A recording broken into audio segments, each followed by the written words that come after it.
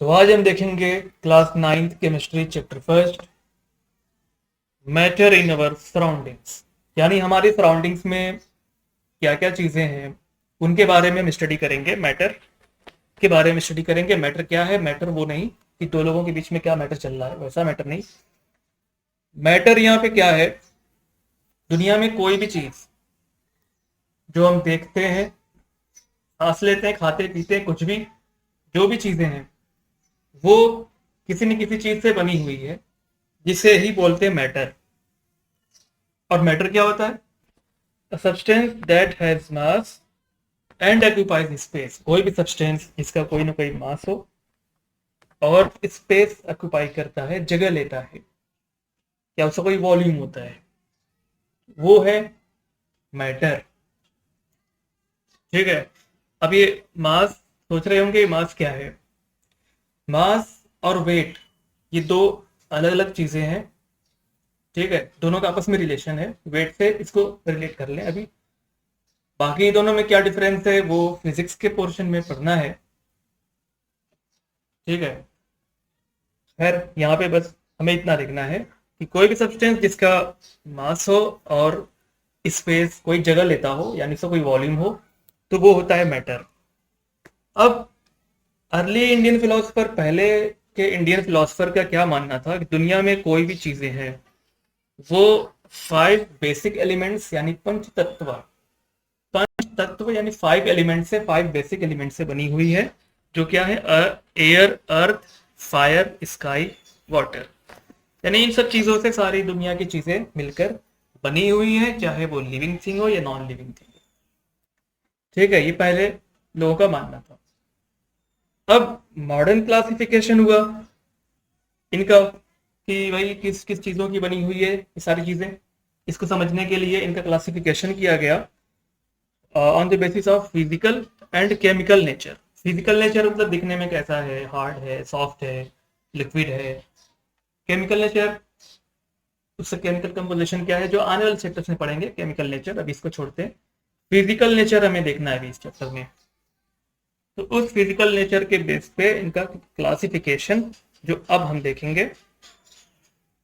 ठीक है, तो सबसे पहले तो मैटर का फिजिकल नेचर समझ लेते हैं कि मैटर का कैसा होता है, क्या होता है। Matter is made up of very small particles. Matter बहुत छोटे छोटे पार्टिकल से मिलके बना हुआ है। बियॉन्ड अवर इमेजिनेशन, जो हम सोच भी नहीं सकते कि कितने छोटे छोटे पार्टिकल्स होते हैं। ठीक है। अब इसे समझने के लिए यहाँ पे एक्टिविटी दी हुई है जिससे हमें ये मालूम हो जाएगा कि पार्टिकल्स कितने छोटे छोटे होते हैं। जैसे यहाँ पे लिया गया है वाटर 100 ml, और ये पोटेशियम पर मैग्नेट का क्रिस्टल लिया गया है। तो इस वाटर के अंदर जब इसे हम मिक्स करते हैं तो फौरन पूरे वाटर का कलर चेंज हो जाता है। यहाँ पे दिख रहा है कि कितने कम क्रिस्टल हैं, 2 क्रिस्टल तो दिख रहा है यहाँ पे, बाकी 1-2 अंदर भी चला गया होगा। और इन्हीं 2-3 क्रिस्टल की वजह से ये कलर पूरे वाटर में फैल गया। तो ये कैसे मुमकिन हो सकता है?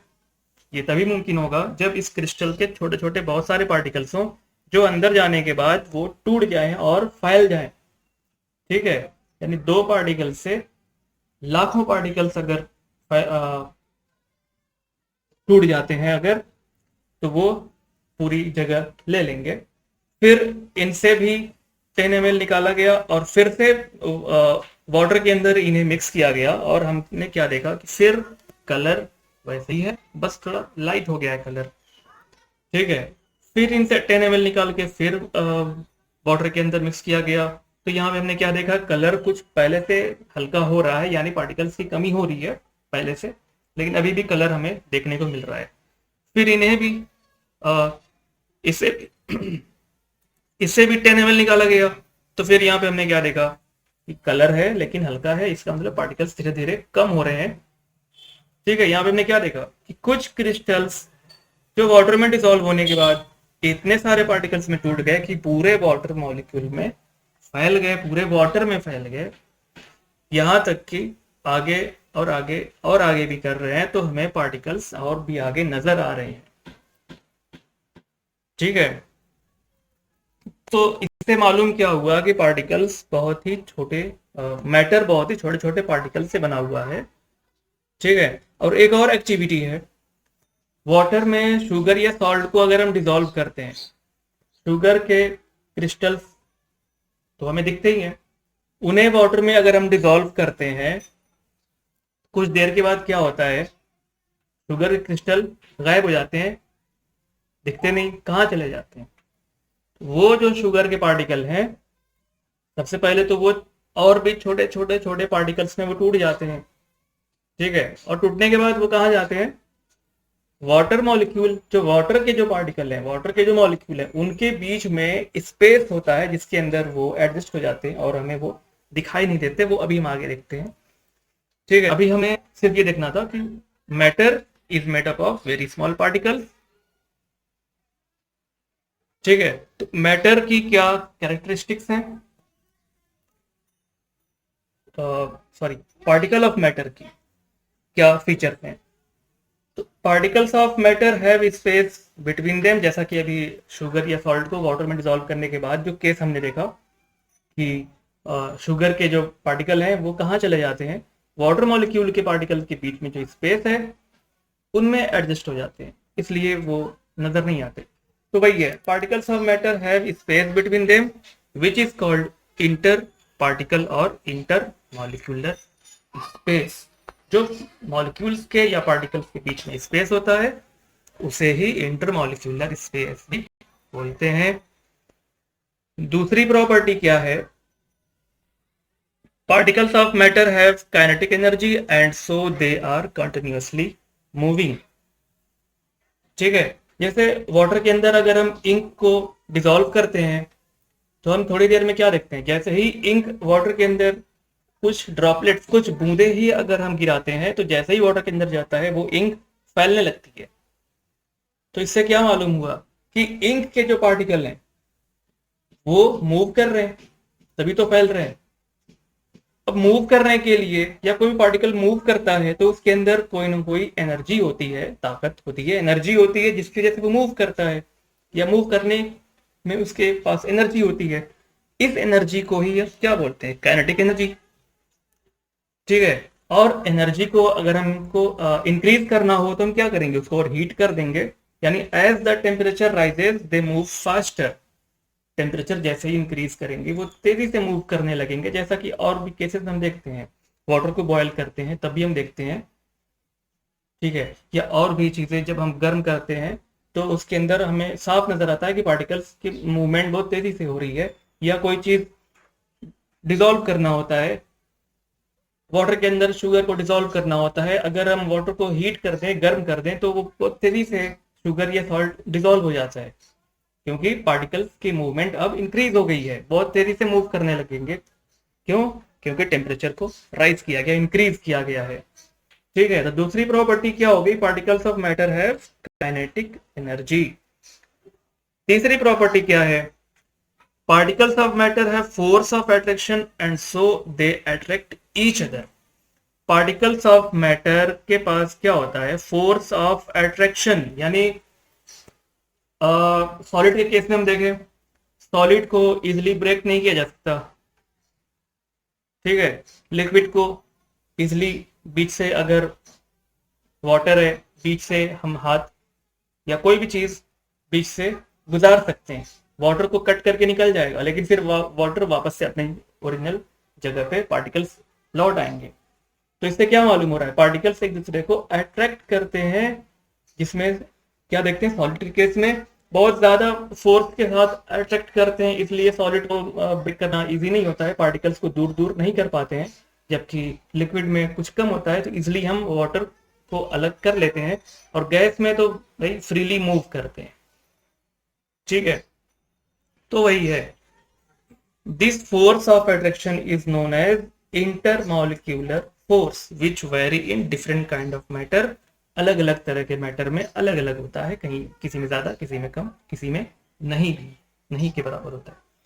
ठीक है। तो 3 कैरेक्टरिस्टिक्स ऑफ मैटर हमने क्या देखा, इंटरमॉलिक्यूलर स्पेस होता है, दूसरा काइनेटिक एनर्जी होती है, और तीसरा इंटरमॉलिक्यूलर फोर्सेस होते हैं। ठीक है, अब क्वेश्चन क्या है, which of the following are matter. अब इनमें से कौन सा मैटर है? चेयर, चेयर का कोई ना कोई मास तो होता ही है, ठीक है। और स्पेस यानी वॉल्यूम को भी, स्पेस को भी ऑक्यूपाई करता है, तो ये चेयर क्या है? मैटर है। एयर, अब एयर हमें दिखती नहीं है, अब एयर हमें दिखती नहीं है तो पता नहीं चलता है कि उसका वॉल्यूम कितना है या जगह ले रही है कि नहीं ले रही है। तो अगर हम बैलून के अंदर एयर फिल करते हैं तो हम क्या देखते हैं कि बैलून की साइज बढ़ती जाती है जब तक कि बैलून की कैपेसिटी हो। ज़्यादा भर देंगे तो बैलून फट जाएगा, जितनी कैपेसिटी हो उतनी एयर हम फिल करते हैं, बैलून की साइज बढ़ती जाती है। तो हमने क्या देखा कि एयर ने जगह ली है इसलिए बैलून की साइज बढ़ रही है, ठीक है। बाकी उसका कोई ना कोई मास होता है, कम ही होता है लेकिन उसका मास भी होता है। तो एयर भी क्या है? मैटर है।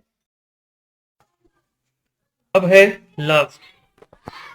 लव ये फीलिंग या इमोशन है, ठीक है। ये कोई सब्सटेंस, कोई चीज तो नहीं है, तो इसलिए ये मैटर नहीं है। हाँ, इससे कोई मैटर हो सकता है, दूसरे मैटर्स। यहाँ जिस मैटर की बात हो रही है वो मैटर नहीं है ये, ठीक है। लव मैटर नहीं है। स्मेल, ये भी क्या है? एक सेंसेशन है, कोई चीज सेंस करते हैं, स्मेल करते हैं, ये भी कोई चीज नहीं है, कोई सब्सटेंस नहीं है ये स्मेल, तो ये भी मैटर नहीं है। हेट, ये भी फीलिंग या इमोशन है, ये भी मैटर नहीं है। आलमंड्स, भाई ये तो मैटर हो गई, इसका मास भी है और स्पेस भी ऑक्यूपाई करता है, यानी वॉल्यूम भी इसका होता है, तो ये मैटर है। थॉट, ये भी मैटर नहीं है, फीलिंग या इमोशन है ये, ठीक है। कोल्ड भी, ये एक स्टेट है, मतलब कोल्ड या हॉट, ये कोई चीज नहीं है। कोल्ड ड्रिंक, हाँ ये है लिक्विड फॉर्म में कोल्ड ड्रिंक, ये स्पेस तो लेता है ना, और इसका कोई मास भी होता है। स्मेल ऑफ परफ्यूम, अब स्मेल ऑफ परफ्यूम यानी परफ्यूम की स्मेल कहाँ से आ रही है? वो perfume in the form of gas वो फैल जाती है, जो हमें स्मेल होती है और मालूम होता है कि यहाँ पे परफ्यूम फैली हुई है, ठीक है। तो स्मेल या परफ्यूम क्या है? ये परफ्यूम खुद एक परफ्यूम ही है जो गैसेस फॉर्म में फैल जाती है, तो ये भी क्या हो गया? मैटर। अब ये है, give reason for the following observation. The smell of hot sizzling food reaches you several meters away, but to get the smell from cold food you have to go close. अब गर्मा गर्म खाने की smell दूर दूर तक चली जाती है, कुछ मीटर्स तक चली जाती है, जबकि ठंडा जो फूड होता है उसकी स्मेल लेने के लिए उसके क्लोज जाना पड़ता है, तब उसकी स्मेल आती है, ठीक है। तो अब ऐसा क्यों होता है? अब जैसे दूसरी प्रॉपर्टी, दूसरे कैरेक्टरिस्टिक में हमने देखा है, matter, particles of matter have kinetic energy. अब काइनेटिक एनर्जी की वजह से क्या है? वो कंटिन्यूअसली मूव करते हैं, और जब टेम्परेचर इंक्रीज होता है, अब हॉट है, ठीक है, तो टेम्परेचर तो इंक्रीज होगा ही। जब टेम्परेचर इंक्रीज होगा तो उनकी काइनेटिक एनर्जी भी ज्यादा होगी, जिसकी वजह से वो एयर में बहुत तेजी से डिफ्यूज होने लगते हैं। जो उसकी स्मेल के जो पार्टिकल्स होते हैं, फूड के जो स्मेल आती है, वो सारे पार्टिकल्स एयर में बहुत तेजी से डिफ्यूज होने लगते हैं, फैलने लगते हैं, डिफ्यूज होके, जिसकी वजह से गर्मा गर्म हॉट सिजलिंग फूड की स्मेल दूर दूर तक आती है, जबकि कोल्ड फूड में एनर्जी कम होती है क्योंकि टेम्परेचर कम होता है, जिसकी वजह से ये पार्टिकल दूर दूर तक नहीं पहुंच पाते हैं और हमें उन्हें स्मेल करने के लिए उनके क्लोज जाना पड़ता है। Diver is able to cut through water in a swimming pool, ठीक है। स्विमिंग पूल से कट के, यानी कट करके वो डाइवर डाइव करता है। Which property of matter does this observation show. अब कौन सी प्रॉपर्टी यहाँ पे हमें मैटर की दिख रही है? तो सबसे पहले तो हमें ये देखना है कि वाटर को कट करके वो डाइवर निकल रहा है, स्विमिंग कर रहा है, तो वाटर को कट करने की क्यों जरूरत पड़ रही है? यानी वाटर के पार्टिकल एक दूसरे को अट्रैक्ट किए हुए हैं, जिन्हें दूर दूर करना पड़ रहा है, तो वो कट करके निकल रहा है। तो इसका मतलब उन पार्टिकल्स के बीच कौन सा फोर्स है? Intermolecular force. अब चूंकि वो इजिली कट करके वो आगे बढ़ जाता है, यानी जो फोर्स है वो स्ट्रांग नहीं है, वो वीक है, ठीक है। तो हमने क्या देखा की प्रॉपर्टी क्या है, वीक इंटरमॉलिक्यूलर फोर्स। फोर्थ है what are the characteristics of particles of matter, क्या कैरेक्टरिस्टिक्स है, वो चीजें यहाँ पे दी हुई है। ठीक है, बाकी और भी क्वेश्चंस के सॉल्यूशंस हैं जो कि पीडीएफ में मिल जाएंगे टेलीग्राम चैनल पे, जिसकी डिस्क्रिप्शन में लिंक दी हुई है। ठीक है, वहां पे जाएं, लिंक विजिट करें और टेलीग्राम चैनल को ज्वाइन करें। वहां पे सॉल्यूशंस के साथ साथ स्टडी नोट्स भी मिल जाएंगी और भी बहुत सारी चीज़ें मिलेंगी। ठीक है, और इस चैनल को सब्सक्राइब भी कर लें अगर नहीं किए हैं तो। बाकी नेक्स्ट पार्ट में जो रह गया है, नेक्स्ट पार्ट में हम उस पर डिस्कस करेंगे।